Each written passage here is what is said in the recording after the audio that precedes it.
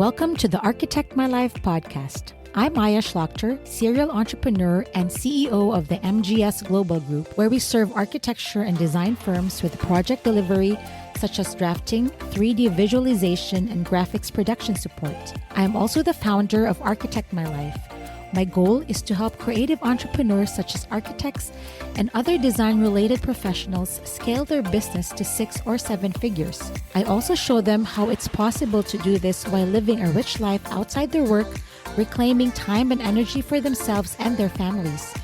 Creatives were taught how to master their craft, but not taught how to run and grow a business. Each podcast episode features a different entrepreneur from the creative industry who shares their journey towards success. If you have a growth story that others in our community could benefit from hearing, stick around to the end of the show to see how you could be a guest in one of our future episodes. Now, let's dive into this episode.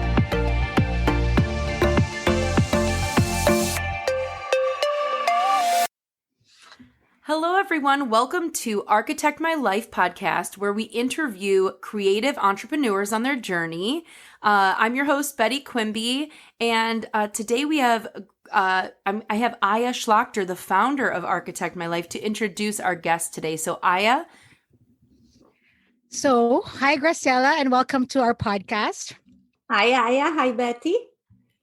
It's an honor to have Graciela here. We all know she's very busy, but thank you for your time. And I want to congratulate you on your new job. You started a new job in Nassau Buses, like a month ago or so. 2 weeks. 2 weeks. Wow. But most importantly, I also want to commend Graciela for staying in her previous firm for almost 18 years. And that's really very admirable. So, congratulations on all your success and future success in the new firm. And so I also wanted to introduce Graciela. As successful as she is in her career life, she's equally successful in her volunteer life. Okay, let me explain what she does, and I have to read it. So she's been doing a lot of volunteer work, which led to a lot of leadership positions in a national level. So right now, Graciela is the American Institute of Architects Long Island president. Yes. And then she's also the chapter Women in Architects, Architecture founder and co-chair for Long Island chapter. She also served in 2017 and 18 as the New York Regional Director for Young Architect Forum, and also the co-founder of Immigrant Architects Coalition, and a recipient of the AIA New York Young Architects Award. And recently, she launched and founded Powerful Speeches, a platform in an effort to champion women architects to promote, advance, and elevate women in our profession. So I want Graciela to talk because I just want to hear about her journey. Thank you, Aya, so much for having me. I'm very excited to share my story with the audience, and I'm very honored that you invited me to host this. Well, I'm so excited to hear all your accomplishments because this is a new field for me. So I had to look up what AIA was and WIA. I had to look everything up. So I'm so happy to have you. My first question for you, you're such a successful leader in the profession. Who inspired you when you were a child? And, how did you find the courage? What were you like as a child? So, who inspired you and what were you like as a child? Well, that's an interesting question. Me as a child, I grew up in a family of civil engineers. My dad and my 2 brothers are civil engineers, but my 2 brothers were much, much older than me, 16 years and 11 years apart from me. So I basically grew up as a single daughter because I didn't have anybody else to play with. But I grew up in that environment of like design and construction and structures. So I was always very curious about that topic and that environment. And when I was a little girl, like I'm picturing like 5 years old, I used to just create these scenarios at home, just playing by myself, of course, because I don't have any siblings my age. and creating these spaces that I'm running this office and I'm this executive, like with the whole paperwork and everything. So I think that it's really what triggered my love for construction and design. But at the end, when it was time to to join a college or university, I changed. I was like, no, you know what? I'm not going to go for civil engineer. I'll go for architecture, because I realized I was very creative. I was always very resourceful. So I went for architecture. And at that time, when I was 11 years old, my dad passed away. And then when I was 17 years old, my oldest brother passed away. And then my second brother was not living in Colombia. He was in the States already. So I was really by myself with my mom when I started school. So she really was like my inspiration, like all my life, because she was there since I was little, like, supporting me and encouraging me to be independent. Like, you gotta work hard, you gotta be independent woman, you gotta be self-sufficient.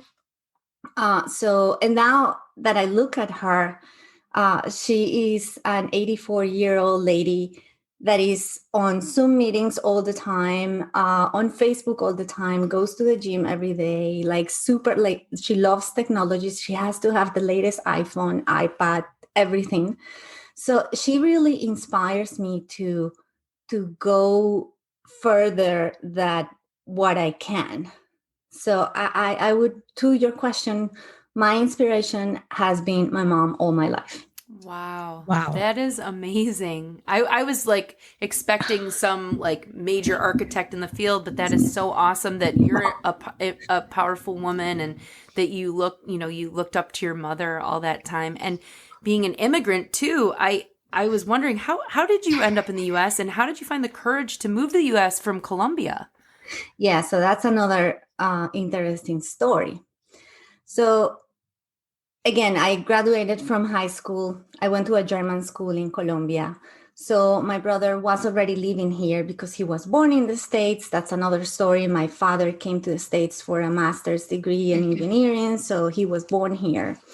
So he was living here, and he's like, okay, you finish high school, come study in the States, come with me. And I was like, no, I got to do my own thing. Like, I was super rebel all the time. I got to do my own thing. I'm going to go for architectural school here. Once I graduate, we can talk again.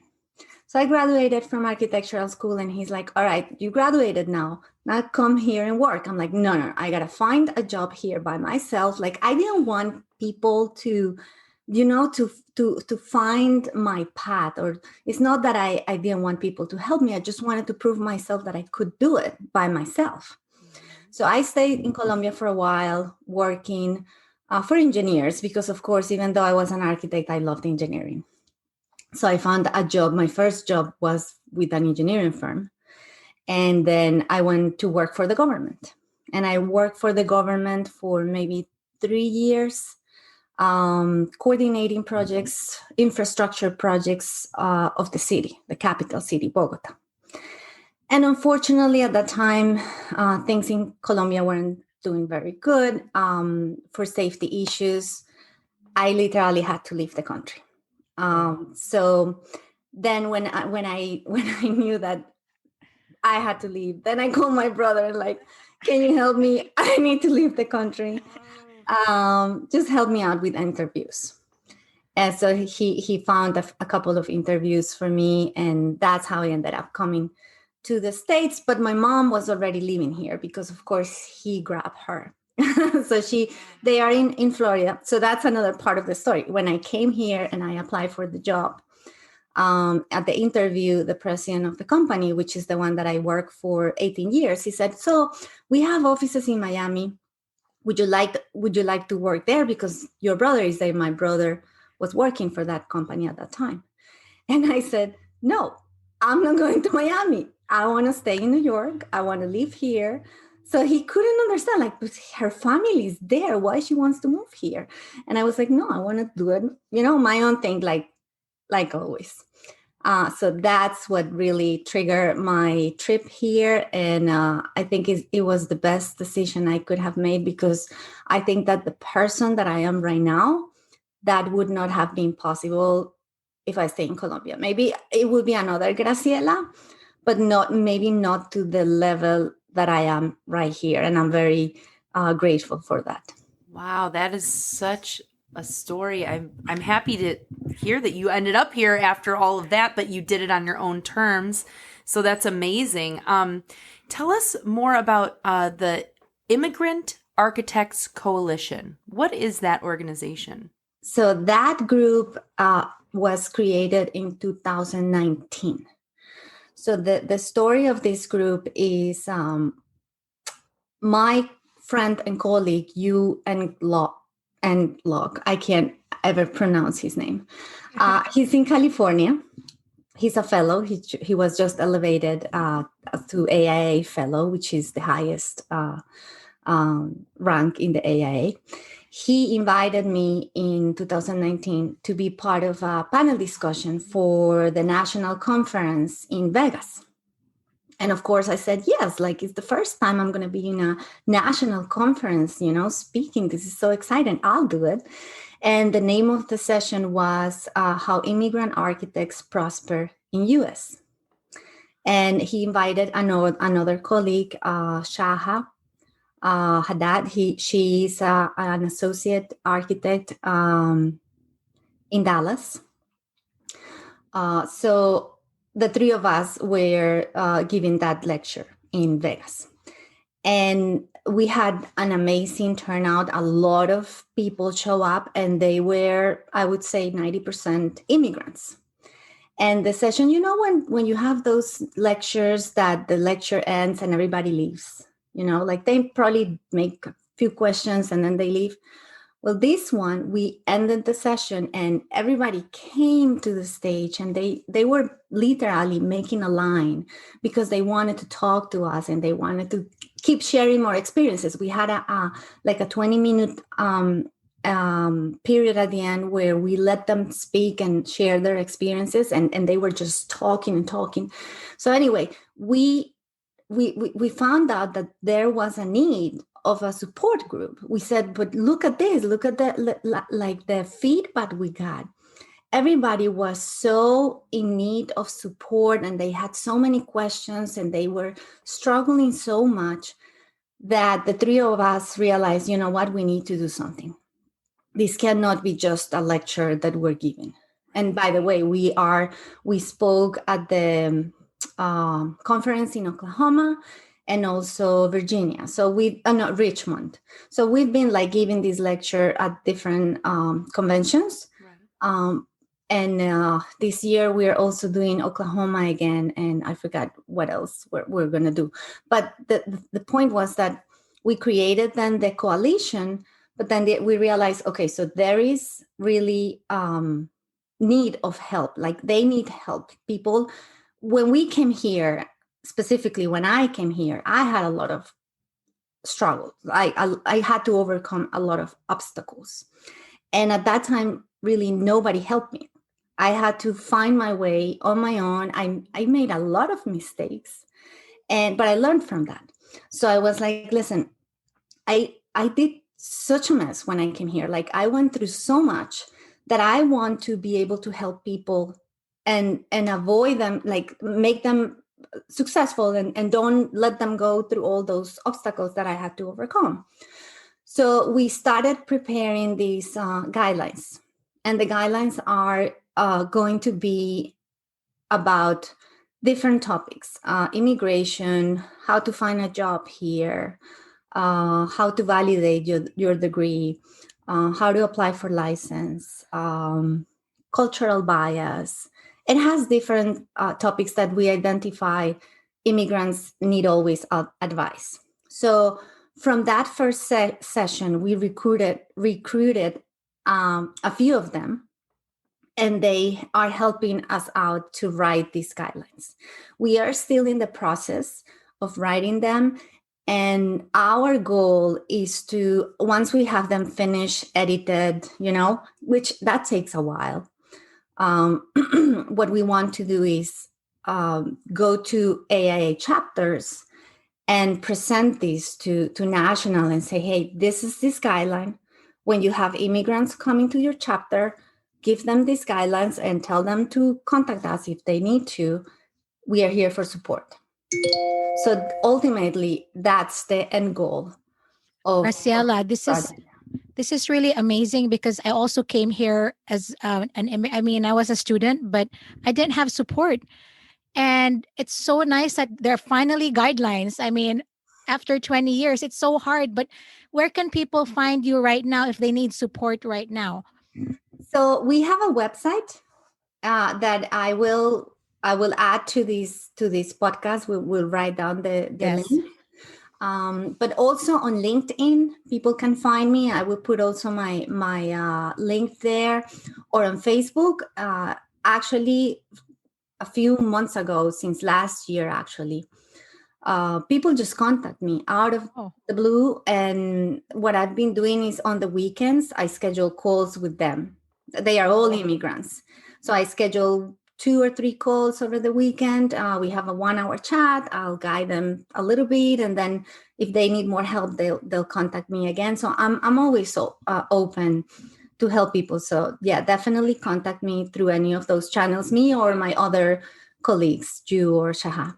Wow. Thank you so much, Graciela. That's really, that's really what people need, especially for the immigrants. It's hard to even get a job, and to stay here in this country, it's also a different animal. But speaking of jobs, I'm an employer, and most of our audience here are employers as well. Mm-hmm. I have a question for you. Since you've been working in Cashin for like 18 years, what advice would you give to employers who have problems retaining their employees? Or maybe 2 advice. What top 2? Well, the top one for me is firm culture. If you, because right now anybody can retain people, but the goal here is to retain people and keep those people, because if there is not a good workplace, 2 months later they leave. So to me, it's very important. Firm culture, mentoring is very important, especially for immigrants. They come with great skills, a lot of knowledge, a different culture. So diversity is very important, but they definitely need mentoring. Yeah. Because it's difficult for someone to adjust and to not only to adjust to the workplace, but also to the new culture. Wow. That's powerful. Thank That's you. amazing. Yeah. Thanks. This is like everyone should do that. Yes, do that. Especially now that everyone's remote. It's really, hard to build firm culture when people are not working at the same place yet. Exactly. Yeah. Yes, thank you. So firm culture, mentoring, diversity, these are all great things. And speaking of which, you've already told us so much about your like how you got here, and you're such an established influential leader within the architect field and women in architect. What motivated you to take these leadership roles? Was it just because you wanted to help people? Tell us a little bit more about that. Yes, definitely, because I wanted to help people. I always felt at the beginning of my career when I moved here that I really didn't have that support group. And that's why I joined AIA, because the company that I worked for was basically engineers, 99%. So I was like, I need to meet more architects. Like, I don't really have, because I needed to go through the ARE, to the licensing process, I definitely needed that support. So I joined AIA. And then again, because of that support that I was looking for, I realized, well, there is not really that group in Long Island. There was no emerging professionals committee. So I created that with Jacob, which is the past president too. And then we created that group to help the young generation. Because emerging professionals are not only the newly licensed, but also the newly graduates and also students. That's the whole, once you get your license, you have 10 years and you are still called an emerging professional. So that's what an emerging professional is. So we created that committee, and then we started developing networking sessions, happy hours, mentoring, lectures. So that was amazing. That group is still doing really, really good. I'm very proud of them. That's awesome. Yes. And then the Women in Architecture was for the same exact reason. My chapter is mainly men. We have about 680 members, and from those, we have 110 women. So when I used to go to the monthly meetings, I would see maybe 2, 3 women attending, and I'm like, but where is the rest? Like, I never see women here. Where are they? So I got a scholarship in 2018 to attend the Women Leadership Summit, which is a huge event. At that time, we were 450 women in a room, all architects and designers. And that was very powerful for me. It made a lot of impact. And it made me realize that that support group is definitely needed and it helps a lot. So I came back to Long Island, and that's when I co-founded with Eber Sulker the committee, the Women in Architecture Committee, which the logo is right here. So Betty Jean, side story. I met Graciela through the Women in Architecture, like one of the events, and I had no idea that the Long Island chapter does not have a lot of women. I'm just saying this because your chapter is so active, and you have probably the most number of events, organized last year. Like almost every week you have an event. So yeah, that's amazing. And she's the chapter president, not only for the Women in Architecture, but she leads all 600 men. Oh my gosh. That is so awesome. Like Yeah. women power. Like it awesome. is definitely. And we created this committee, and it feels so good to know that you are there for anything. It's completely safe. I'm not saying that it's not safe to be surrounded with your male counterparts, but it's a different perspective. Yeah. Sometimes you're sharing topics that it's better just to share with your other women, and we definitely push each other a lot. We help a lot, like from a work perspective and also from a life balance perspective, like work-life balance. And I found that group, we have developed a really, really nice relationship between all of us. So every time we try to bring more, so that way. And we have been now teaming up with other women in architecture committees around the States. So it's like little groups growing and growing. Yes, you're paving that's the very way. nice. You're paving the way. Graciela Wow. helped me into this group. I met her, and then I met Ebru, and I met the rest of the team. I mean, the group people are very supportive. So thank you for bringing me and introducing me. Her lecture, I did a talk last year, Women, Architect My Life, Architect My Freedom, in December, and at the Women in Architecture. So thanks, Graciela. That was great. I love that lecture. Thank you. That is so cool. We got to do it again. Yes. Speaking of women, like talking about being a woman leader in an architect field, what has been one of your biggest challenges or obstacles working for a firm as a woman? And how did you overcome these challenges? Yeah, at the beginning, and I don't encounter that anymore. But at the beginning, of course, because I was new, I was an immigrant.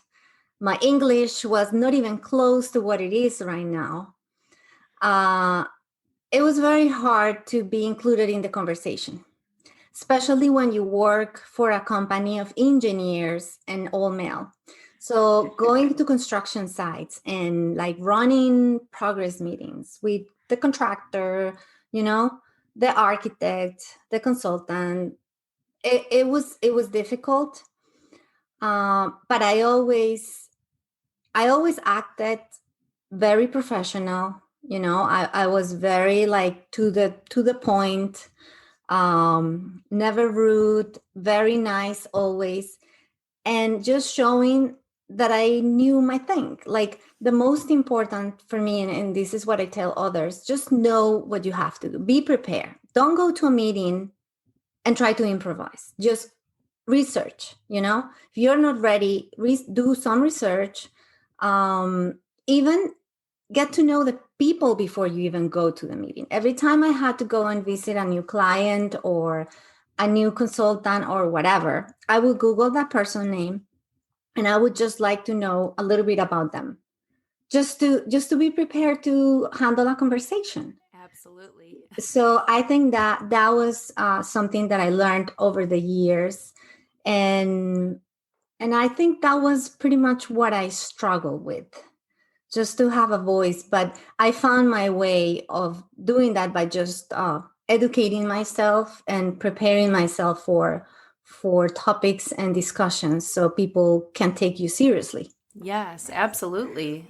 Even with interviewing people, I frequently look at your LinkedIn and see what you're all about. And then I was like, oh my gosh, she's the president of the, architect, AIA. the AIA. Yeah, yeah. American Institute of Architects. Sorry, I didn't have it on the tip of my tongue, but I wanted to know that because that is such an accomplishment and that's huge. It means you know how to not only do architecture, but also manage a whole chapter in Long Island of all these people who are in your field. So that's very impressive. And then can I add Yes, something? please. Since you mentioned that, also an interesting topic that my chapter is about, I would say maybe 71, 72 years old. Before me, there was only 2 women that were presidents. And the last one was 16 years ago. Wow. And I'm the first Latina to be president. Oh my That is God. amazing. Congratulations. That is so I Yeah, have so goosebumps right now, Graciela. when we did the installation meeting last year, Yeah. I had to say that to my members. I said, I'm the first Latina that you have as a president. And they were very happy. They were really happy because they know that I'm very proud of that. I'm not Latina, but I'm really happy too because people think I'm Latina. Yeah, exactly. Yeah. Well, that's amazing. We're running close to time, and I know you have so much to share. But I did want to wrap up a little bit, especially because we want to hear more about powerful speeches. Tell us about what is powerful speeches.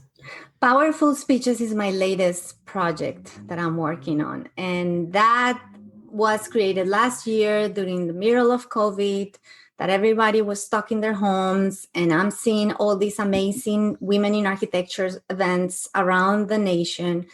And I'm having like anxiety. I'm like, oh my God, so much stuff is going on out there.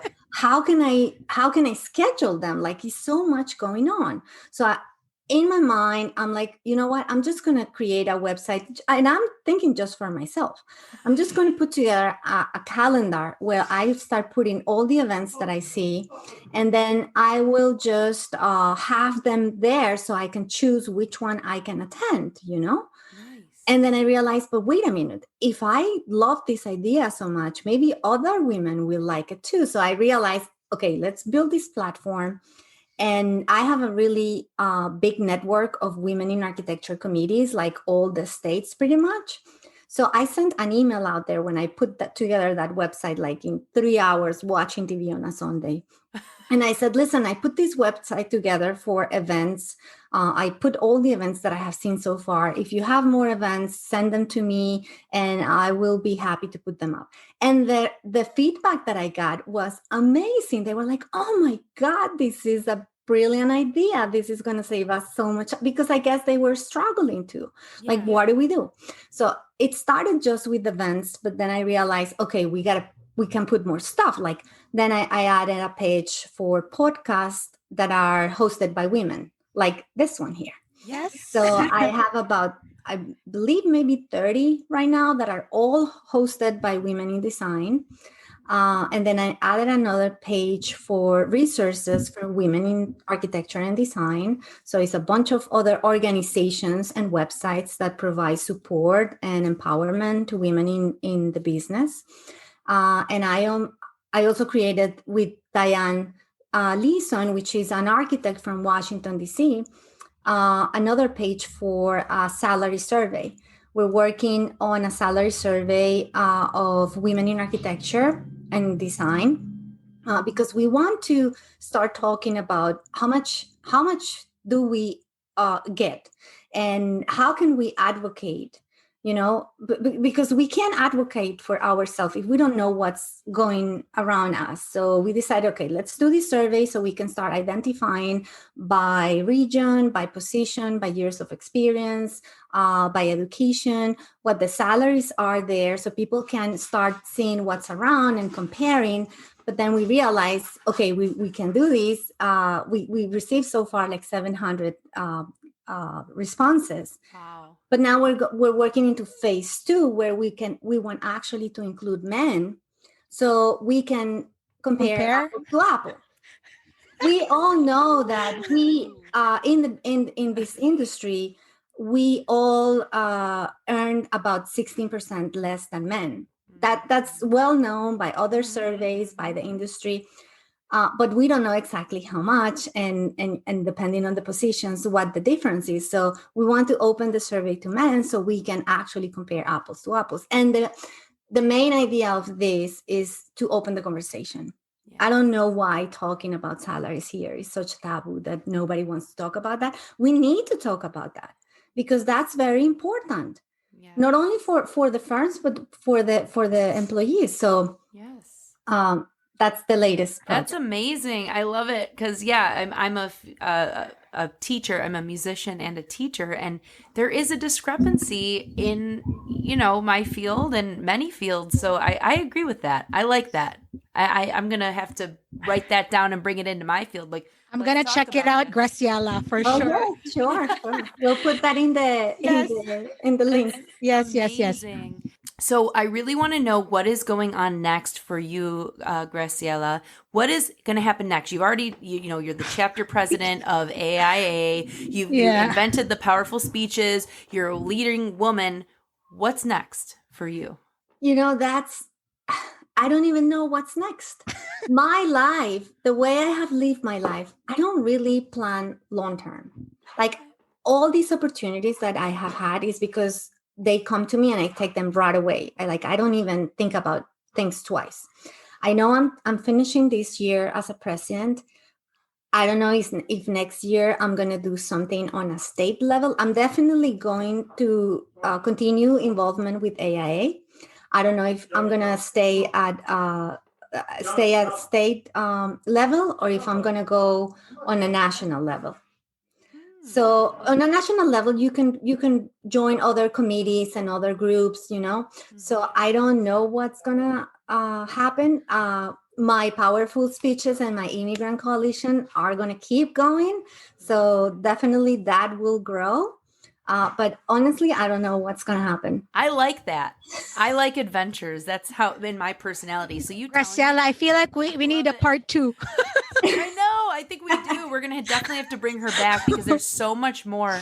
And maybe when we bring you back, the unknown will be known. And we'll be like, hey, remember in the first time you came, you were like, I don't know what's next because I just take it as it comes. And maybe the next meeting will be, and here's what happened. So, definitely. That is amazing. Lastly, we really need to know where we can find you on social media, LinkedIn, all these different websites that you're talking about and things like that. Can you give us that for our guests, please?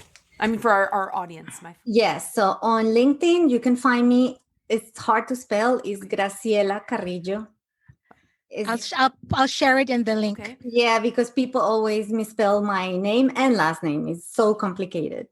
I actually I learned it Googling you. It's 1 L in your first name, 2 R's and 2 L's in your last name. Exactly. And on my name, they put 2 L's.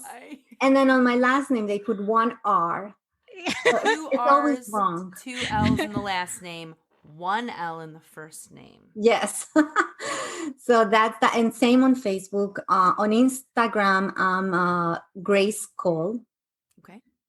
And on Twitter, the same. I believe I'm Grace Cole NY.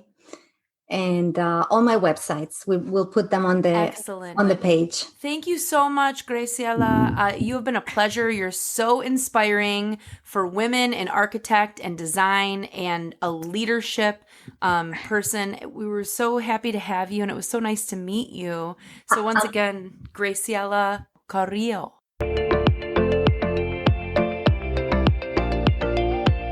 Thank you for listening to the Architect My Life podcast. We'd love to hear from you on social media using the hashtag Architect My Life podcast. Be sure to follow us on Instagram at Aya_Architect My Life. That's Aya, AYA_Architect My Life. And for women firm owners, I invite you to join the Architect My Life private Facebook group. If you haven't already, we'd appreciate it if you'd subscribe to the show, as well as rate or review us wherever you access podcasts. And if you think you have something to add to the conversation through your success running a business, we invite you to apply to be a guest in one of our upcoming episodes. Visit architectmylife.com/podcast to learn more. Maybe you're not in a position to share your success story yet. That's okay. Take your business to the next level with our coaching and online courses. Get everything you need at architectmylife.com. Remember, there is a way to manage it all so you can achieve more. I'm Aya Shlachter. Thanks again for listening.